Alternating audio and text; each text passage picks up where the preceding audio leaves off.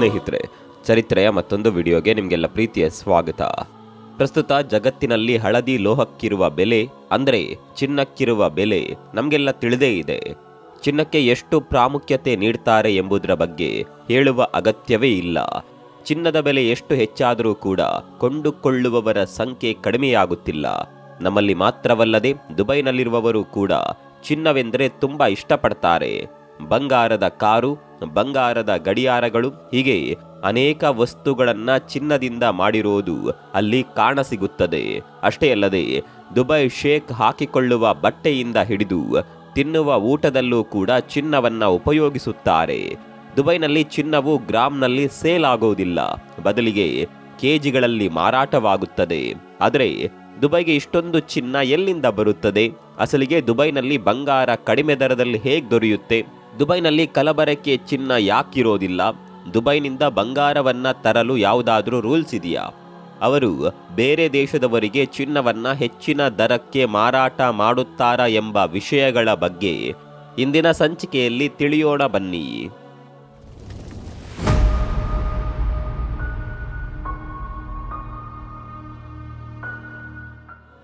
ವೀಕ್ಷಕರೇ, ದುಬೈಯನ್ನ city of gold ಅಂತ ಕರೀತಾರೆ. ಹೀಗೆ ಯಾಕೆ ಕರೆಯುತ್ತಾರೆ ಅಂದರೆ ದುಬೈ ಅಭಿವೃದ್ಧಿ ಹೊಂದಲು ಟೂರಿಸಂ, ಆಯಿಲ್ ಎಷ್ಟು ಉಪಯೋಗವಾದವು ಅಷ್ಟೇ ಈ ಗೋಲ್ಡ್ ಕೂಡ ಕಾರಣವಾಗಿದೆ. ಆದ್ದರಿಂದಲೇ ದುಬೈಗೆ ಈ ಹೆಸರು ಬಂದಿದೆ. ಇನ್ನು ದುಬೈನಲ್ಲಿ ದೊಡ್ಡ ದೊಡ್ಡ ಕಂಪನಿಗಳು, ಆಡಂಬರತೆಯ ಜೀವನ, ದೊಡ್ಡ ದೊಡ್ಡ ಶೋರೂಮ್ಗಳು ಇರುವಂತಹ ವಿಷಯ ನಮಗೆಲ್ಲರಿಗೂ ತಿಳಿದೇ ಇದೆ. ಅಷ್ಟೇ ಅಲ್ಲ, ದುಬೈನಲ್ಲಿ 1000ಕ್ಕೂ ಹೆಚ್ಚು ಗೋಲ್ಡ್ ಅಂಗಡಿಗಳು ಇರುವ ಶರಫಾ ಬಜಾರ್ ಎಂಬ ಮಾರುಕಟ್ಟೆ ಇದೆ. ಈ ಮಾರುಕಟ್ಟೆಯಲ್ಲಿ ಪ್ರತಿದಿನ 1000 ಕೆಜಿಗೂ ಹೆಚ್ಚು ಚಿನ್ನ ಮಾರಾಟವಾಗುತ್ತೆ. ನಿಜವಾಗಿಯೂ ಇದು ಆಶ್ಚರ್ಯ ಪಡಬೇಕಾದ ವಿಷಯವೇ. ಆದರೆ ಪ್ರತಿಯೊಬ್ಬರಿಗೂ ಕಾಡುವ ಪ್ರಶ್ನೆ ಏನೆಂದರೆ, ದುಬೈಗೆ ಇಷ್ಟೊಂದು ಚಿನ್ನ ಎಲ್ಲಿಂದ ಬರುತ್ತದೆ ಎಂದು. ಅಸಲಿಗೆ ದುಬೈ ಸೌತ್ ಆಫ್ರಿಕಾದಿಂದ ಕಚ್ಚಾ ಚಿನ್ನವನ್ನ ಇಂಪೋರ್ಟ್ ಮಾಡಿಕೊಳ್ಳುತ್ತೆ. ಈ ಕಚ್ಚಾ ಬಂಗಾರದಿಂದ ಅವರು ಹೊಸ ಡಿಸೈನ್ ಬಂಗಾರವನ್ನ ತಯಾರು ಮಾಡುತ್ತಾರೆ. ಈ ಚಿನ್ನದ ಮೇಲೆ ದುಬೈ ಸ್ಟ್ಯಾಂಪ್ ಬಿದ್ದರೆ ಆ ಚಿನ್ನದ ಬೆಲೆ ಕೂಡ ಹೆಚ್ಚುತ್ತೆ. ಈ ಆಭರಣಗಳು ತುಂಬಾ ಸುಂದರವಾಗಿ, ಸ್ವಚ್ಛವಾಗಿರೋದ್ರಿಂದ ಅವುಗಳು ದುಬೈನಲ್ಲಿ ಮಾತ್ರವಲ್ಲದೆ ಬೇರೆ ದೇಶದಲ್ಲೂ ಕೂಡ ಮಾರಾಟವಾಗುತ್ತವೆ. ಈ ಮಾರಾಟದಲ್ಲಿ ಭಾರತ ಮತ್ತು ಚೀನಾ ದೇಶಗಳು ಮುಂಚೂಣಿಯಲ್ಲಿವೆ. ದುಬೈ ಪ್ರತಿ ವರ್ಷ 12,100 ಟನ್ ಚಿನ್ನದ ವ್ಯಾಪಾರವನ್ನ ಮಾಡುತ್ತದೆ. ಪ್ರಪಂಚದಾದ್ಯಂತ ಜರುಗುವ ಚಿನ್ನದ ವ್ಯಾಪಾರದಲ್ಲಿ 29% ಕೇವಲ ದುಬೈನಲ್ಲಿ ಮಾರಾಟವಾಗುತ್ತದೆ. ದುಬೈನಲ್ಲಿ ಈ ಚಿನ್ನದ ವ್ಯಾಪಾರ ಎಷ್ಟು ದೊಡ್ಡದಾಗಿದೆ ಅಂದರೆ, ದುಬೈನಲ್ಲಿ ಈ ಗೋಲ್ಡ್ ಸೆಕ್ಟರ್ನಲ್ಲಿ ಸುಮಾರು 4086 ಕಂಪನಿಗಳು ಕೆಲಸ ಮಾಡುತ್ತಿದೆ. ಕೋವಿಡ್ ಮಹಾಮಾರಿಯ ಸಮಯದಲ್ಲಿ ಕೂಡ 5,552,000 ಕೋಟಿ ರೂಪಾಯಿಗಿಂತಲೂ ಹೆಚ್ಚಿನ ಚಿನ್ನವನ್ನ ಇಲ್ಲಿ ಮಾರಾಟ ಮಾಡಲಾಗಿದೆ. ಇನ್ನು ನಮ್ಮ ದೇಶದಲ್ಲೂ ಕೂಡ ಈ ಚಿನ್ನಕ್ಕೆ ತುಂಬಾ ಕ್ರೇಜ್ ಇದೆ ಎಂಬುದು ನಿಮಗೆಲ್ಲ ತಿಳಿದೇ ಇದೆ. ಮದುವೆಯಿಂದ ಹಿಡಿದು ಸಣ್ಣ ಪುಟ್ಟ ಕಾರ್ಯಕ್ರಮದಲ್ಲಿಯೂ ಕೂಡ ನಮ್ಮ ಭಾರತೀಯರು ಬಂಗಾರವನ್ನ ಉಪಯೋಗಿಸುತ್ತಾರೆ. ಪ್ರತಿಯೊಂದು ಕಾರ್ಯಕ್ರಮ ಮತ್ತು ಹಬ್ಬಗಳಲ್ಲಿಯೂ ಚಿನ್ನವನ್ನ ಕಾಣಿಕೆಯ ರೀತಿಯಲ್ಲಿ ನೀಡ್ತಾರೆ. ಇನ್ನು UAEಯಲ್ಲಿ ಭಾರತೀಯರು ಹೆಚ್ಚಾಗಿ ವಾಸವಾಗಿದ್ದಾರೆ. ನಮ್ಮವರಿಗೆ ಬಂಗಾರದ ಮೇಲೆ ಇರುವ ಮೋಹದಿಂದಲೇ ಅಲ್ಲಿ ನೆಲೆಸಿರುವ ಭಾರತೀಯರು ಬಂಗಾರದ ಮೇಲೆ ಹೆಚ್ಚಾಗಿ ಹೂಡಿಕೆ ಮಾಡುತ್ತಿದ್ದಾರೆ. ದುಬೈನಲ್ಲಿ ಚಿನ್ನದ ಮೇಲೆ ಭಾರತದ ನಂತರ ಹೆಚ್ಚಾಗಿ ಹೂಡಿಕೆ ಮಾಡುವುದು ಪಾಕಿಸ್ತಾನ, ನಂತರ ಬ್ರಿಟನ್, ಸೌದಿ ಅರೇಬಿಯಾ, ಒಮನ್ ದೇಶದ ಪ್ರಜೆಗಳು ಕೂಡ ಈ ಬಂಗಾರದ ಮೇಲೆ ಅಲ್ಲಿ ಹೂಡಿಕೆ ಮಾಡ್ತಾರೆ. ವೀಕ್ಷಕರೇ, ಪ್ರಪಂಚದಾದ್ಯಂತ ದುಬೈನ ಚಿನ್ನ ಯಾಕೆ ಅಷ್ಟೊಂದು ಪ್ರಸಿದ್ಧಿಯಾಯಿತು? ದುಬೈ ಪ್ರಪಂಚದಲ್ಲಿ ಅತ್ಯಂತ ದೊಡ್ಡ ಮಾರುಕಟ್ಟೆಯಾಗಿ ಹೇಗೆ ರೂಪುಗೊಂಡಿತು ಎಂಬುದರ ಬಗ್ಗೆ ಈಗ ತಿಳಿದುಕೊಳ್ಳೋಣ. ಇದಕ್ಕೆ ಮುಖ್ಯ ಕಾರಣ ಪ್ರಪಂಚದಾದ್ಯಂತ ಚಿನ್ನದ ಸ್ವಚ್ಛತೆ, ಕ್ವಾಲಿಟಿ ಮತ್ತು ಡಿಸೈನ್ನಲ್ಲಿ ದುಬೈ ಮೊದಲ ಸ್ಥಾನದಲ್ಲಿರೋದು.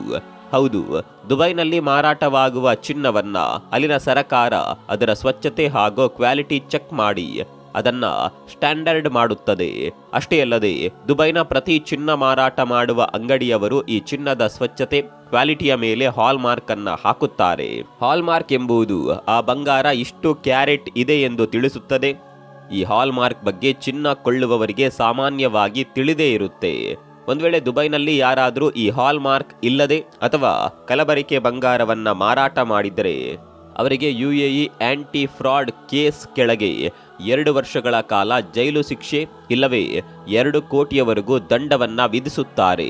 ಈ ಶಿಕ್ಷೆಯ ಭಯದಿಂದ ದುಬೈನಲ್ಲಿ ಯಾರೂ ಕೂಡ ಕಲವರಿಕೆ ಬಂಗಾರವನ್ನ ಮಾರಾಟ ಮಾಡೋದಿಲ್ಲ. ದುಬೈನಲ್ಲಿ ಮಿಕ್ಕೆಲ್ಲ ದೇಶಗಳಿಗಿಂತ ಚಿನ್ನದ ಬೆಲೆ ಕಡಿಮೆ ಇರಲು ಇನ್ನೊಂದು ಕಾರಣ ಟ್ಯಾಕ್ಸ್. ಬೇರೆ ದೇಶಗಳು ವಿವಿಧ ರೀತಿಯ ಟ್ಯಾಕ್ಸ್ ಅನ್ನ ಚಿನ್ನದ ಮೇಲೆ ವಿಧಿಸುತ್ತವೆ. ನಮ್ಮ ಭಾರತ ದೇಶದಲ್ಲಿ watt, GST, excise duty, labour charges ಈ ರೀತಿ ವಿವಿಧ ಟ್ಯಾಕ್ಸ್ಗಳನ್ನು ಹಾಕ್ತಾರೆ. ಅನೇಕ ರೀತಿಯ ಟ್ಯಾಕ್ಸ್ ಕೂಡ ಹಾಕ್ತಾರೆ. ಈ ಎಲ್ಲ ಕಾರಣದಿಂದ ನಮ್ಮಲ್ಲಿ ಚಿನ್ನದ ಬೆಲೆ ಹೆಚ್ಚಾಗಿರುತ್ತದೆ. ಆದರೆ ದುಬೈನಲ್ಲಿ ಯಾವುದೇ ಶಾಪ್ನಲ್ಲಿ ಚಿನ್ನ ಕೊಂಡುಕೊಂಡರೂ ಕೇವಲ 5% ಟ್ಯಾಕ್ಸ್ ಮಾತ್ರ ಹಾಕ್ತಾರೆ. ಜನವರಿ 1, 2018ರಿಂದ ಈ ರೀತಿಯ ಟ್ಯಾಕ್ಸ್ ಪದ್ಧತಿಯನ್ನ ದುಬೈ ಪ್ರಾರಂಭಿಸಿದೆ. ಇಷ್ಟೇ ಅಲ್ಲದೆ ದುಬೈಗೆ ಬರುವ ಪ್ರವಾಸಿಗರು ಫ್ಲೈಟ್ ರಿಫಂಡ್ ಕ್ಲೈಮ್ ಮಾಡಿಕೊಳ್ಳಬಹುದು. ಹೀಗೆ ದುಬೈಗೆ ಬರುವ ಟೂರಿಸ್ಟ್ಗೆ ಚಿನ್ನ ಇನ್ನೂ ಕಡಿಮೆ ದರದಲ್ಲಿ ದೊರೆಯುತ್ತೆ. ದುಬೈನಲ್ಲಿ ಇರುವ ಎಲ್ಲ ಆಭರಣ ಅಂಗಡಿಗಳಲ್ಲೂ ಕೂಡ ಚಿನ್ನದ ಬೆಲೆ ಒಂದೇ ಆಗಿರುತ್ತೆ. ಯಾಕಂದ್ರೆ ಇಲ್ಲಿ ಇಂಟರ್ನ್ಯಾಷನಲ್ ಗೋಲ್ಡ್ ಮಾರ್ಕೆಟ್ ಅನ್ನ ಎಲ್ಲರೂ ಫಾಲೋ ಮಾಡ್ತಾರೆ. ದುಬೈನಲ್ಲಿ ಬಂಗಾರದ ಬೆಲೆ ಫಿಕ್ಸ್ ಆಗಿರುತ್ತೆ. ಆದರೆ ಆಭರಣದ ತಯಾರಿ ಖರ್ಚು ಅದರಲ್ಲಿ ಚೌಕಾಸಿ ಮಾಡಬಹುದು. ನೀವು ಖರೀದಿಸುವ ಚಿನ್ನವನ್ನ ಮಷಿನ್ನಿಂದ ತಯಾರಿಸಿದ್ದಾರಾ ಇಲ್ಲವೇ ಕೈಯಿಂದ ಮಾಡಿದ್ದಾರಾ ಎಂಬುದನ್ನು ತಿಳಿದುಕೊಂಡು ನೀವು ಮಾಡುವ ನಿಮ್ಮ ಚೌಕಾಸಿ ಸ್ಕಿಲ್ ಮೇಲೆ ಬೆಲೆ ಆಧಾರವಾಗಿರುತ್ತದೆ.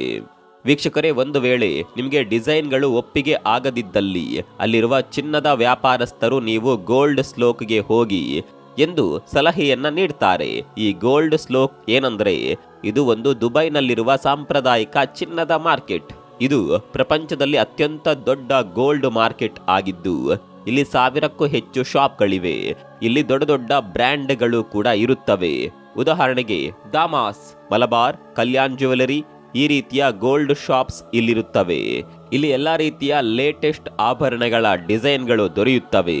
ಸ್ವಚ್ಛತೆ ಮತ್ತು ಕ್ವಾಲಿಟಿ ವಿಷಯದಲ್ಲಿ ಎಲ್ಲಾ ಶಾಪ್ಗಳು ಒಂದೇ ರೀತಿ ಇರುತ್ತವೆ. ಇಲ್ಲಿ ಪ್ರಪಂಚದ ಎಲ್ಲಾ ರೀತಿಯ ಡಿಸೈನ್ಗಳು ಕೂಡ ದೊರೆಯುತ್ತವೆ. ದುಬೈನಲ್ಲಿ ಬಂಗಾರವನ್ನ ಕೊಂಡುಕೊಳ್ಳೋದ್ರಿಂದ ಇನ್ನೊಂದು ಲಾಭವೂ ಕೂಡ ಇದೆ. ಒಂದು ವೇಳೆ ನೀವು ಆ ಬಂಗಾರವನ್ನ ಎಕ್ಸ್ಚೇಂಜ್ ಮಾಡಿಕೊಳ್ಳಬೇಕಂದ್ರೆ ಆ ಚಿನ್ನವನ್ನ ಪ್ರಸ್ತುತ ಚಿನ್ನದ ಬೆಲೆಗೆ ಅಲ್ಲಿನ ವ್ಯಾಪಾರಸ್ಥರು ಪೂರ್ತಿ ಪ್ರಮಾಣದಲ್ಲಿ ತೆಗೆದುಕೊಳ್ತಾರೆ. ಅಲ್ಲಿ ಯಾವುದೇ ರೀತಿಯ ತೊಂದರೆ ಇರೋದಿಲ್ಲ. ಇನ್ನು ಅಸಲಿ ವಿಷಯಕ್ಕೆ ಬರೋಣ. ನೀವು ದುಬೈಗೆ ಹೋಗಿ ಅಲ್ಲಿಂದ ಎಷ್ಟು ಚಿನ್ನವನ್ನ ಡ್ಯೂಟಿ ಫ್ರೀ ಅಥವಾ ಟ್ಯಾಕ್ಸ್ ಇಲ್ಲದೆ ತರಬಹುದು ಅಂದ್ರೆ ಕಸ್ಟಮ್ಸ್ ತೆರಿಗೆ ಪ್ರಾಧಿಕಾರದ CBIC ಪ್ರಕಾರ ಭಾರತೀಯರು ತನ್ನ ಹತ್ತಿರ ವ್ಯಾಲಿಡ್ ಪಾಸ್ಪೋರ್ಟ್ ಇದ್ರೆ ಸ್ವಲ್ಪ ದಿನ ದುಬೈನಲ್ಲಿ ಇದ್ದು ಅಲ್ಲಿ ತೆಗೆದುಕೊಂಡ ಬಂಗಾರವನ್ನ ನಾವು ಹಿಂತಿರುಗುವಾಗ ಅದನ್ನ ತರಬಹುದು. ಆದರೆ ತನಗೆ ಇಷ್ಟವಾದ ದರಕ್ಕೆ ಮಾರಲಾಗದು. ಇದಕ್ಕೂ ಕೆಲವು ಲಿಮಿಟ್ಗಳಿವೆ. ಮೊದಲು ಟ್ಯಾಕ್ಸ್ ಫ್ರೀ ಆಗಿ ಎಷ್ಟು ಚಿನ್ನವನ್ನ ತೆಗೆದುಕೊಂಡು ಬರಬಹುದು ಎಂದು ನೋಡೋಣ. ಒಂದು ವೇಳೆ ನೀವು ಪುರುಷ ಪ್ರವಾಸಿಗರಾದರೆ 20 ಗ್ರಾಂವರೆಗೆ ಚಿನ್ನವನ್ನ ತೆಗೆದುಕೊಂಡು ಬರಬಹುದು. ಒಂದು ವೇಳೆ ನೀವು ಮಹಿಳಾ ಪ್ರವಾಸಿಗರಾದರೆ 50 ಗ್ರಾಂವರೆಗಿನ ಚಿನ್ನದ ಆಭರಣವನ್ನ ನೀವು ತೆಗೆದುಕೊಂಡು ಬರಬಹುದು. ಒಂದು ವೇಳೆ ನೀವು ಹೆಚ್ಚಾಗಿ ತೆಗೆದುಕೊಂಡು ಬರಬೇಕಾದರೆ ಕಸ್ಟಮ್ ಡ್ಯೂಟಿ, ಸರ್ವಿಸ್ ಡ್ಯೂಟಿ ಕಟ್ಟಬೇಕಾಗುತ್ತೆ. ಇದಕ್ಕೂ ಮೊದಲು ಅದು 10% ಆದರೆ ಈಗ 12.5% ಏರಿಕೆಯಾಗಿದೆ. ಅಂದರೆ ನೀವು ಹೆಚ್ಚು ಬಂಗಾರವನ್ನ ತೆಗೆದುಕೊಂಡು ಬರಲಾಗದು ಅಂತಲ್ಲ. ಒಂದು ವೇಳೆ ನೀವು ದುಬೈನಲ್ಲಿ 6 ತಿಂಗಳಿಗಿಂತ ಹೆಚ್ಚು ಇದ್ರೆ 1 kg ಬಂಗಾರವನ್ನ ನಾಣ್ಯದ ರೂಪದಲ್ಲಿ ಅಥವಾ ಬಾರ್ ರೂಪದಲ್ಲಿ ತೆಗೆದುಕೊಂಡು ಬರಬಹುದು. ಇದಕ್ಕಿಂತಲೂ ಹೆಚ್ಚಾಗಿ ತರಬೇಕಾದ್ರೆ 36.055 ಕಸ್ಟಮ್ ಡ್ಯೂಟಿಯನ್ನ ಹಾಕ್ತಾರೆ. ಅದು ಭಾರತದಲ್ಲಿರುವ ಬಂಗಾರದ ಬೆಲೆಗಿಂತಲೂ ಹೆಚ್ಚಾಗುತ್ತದೆ. ನೀವು ದುಬೈಗೆ ಹೋಗಿ ಶಾಪಿಂಗ್ ಮಾಡಿದ್ರೆ ನೀವು ಕೊಂಡುಕೊಂಡ ವಸ್ತುವಿನ ಬಿಲ್ ನಿಮ್ಮ ಹತ್ರ ಕಡ್ಡಾಯವಾಗಿ ಇಟ್ಕೊಳ್ಬೇಕಾಗುತ್ತದೆ. ಸ್ನೇಹಿತರೆ, ದುಬೈನಲ್ಲಿ ಯಾಕೆ ಚಿನ್ನದ ಬೆಲೆ ತುಂಬಾ ಕಡಿಮೆ ಇದೆ? ನಮ್ಮ ಭಾರತದಲ್ಲಿ ಚಿನ್ನದ ಬೆಲೆ ಯಾಕೆ ಇಷ್ಟು ಹೆಚ್ಚಿದೆ? ನಾವು ದುಬೈನಿಂದ ಬಂಗಾರವನ್ನ ತರಬಹುದಾ ಎಂಬ ವಿಷಯದ ಬಗ್ಗೆ ನಿಮಗೆ ಮಾಹಿತಿ ಲಭಿಸಿದೆ ಎಂದು ಭಾವಿಸುತ್ತೇವೆ. ಒಂದು ವೇಳೆ ದುಬೈಗೆ ಹೋದರೆ ಗೋಲ್ಡ್ ಕೊಂಡುಕೊಳ್ಳುವ ವಿಷಯದಲ್ಲಿ ಜಾಗೃತಿಯಿಂದ ಇರಿ. ಈ ವಿಡಿಯೋ ಇಷ್ಟ ಆಗಿದ್ದಲ್ಲಿ ಶೇರ್ ಮಾಡಿ, ಹಾಗೆಯೇ ನಿಮ್ಮ ಅಭಿಪ್ರಾಯವನ್ನ ಕಾಮೆಂಟ್ ಮಾಡಿ. ಮತ್ತೊಂದು ವಿಡಿಯೋದಲ್ಲಿ ಸಿಗೋಣ. ಅಲ್ಲಿವರೆಗೂ ನಮಸ್ಕಾರ.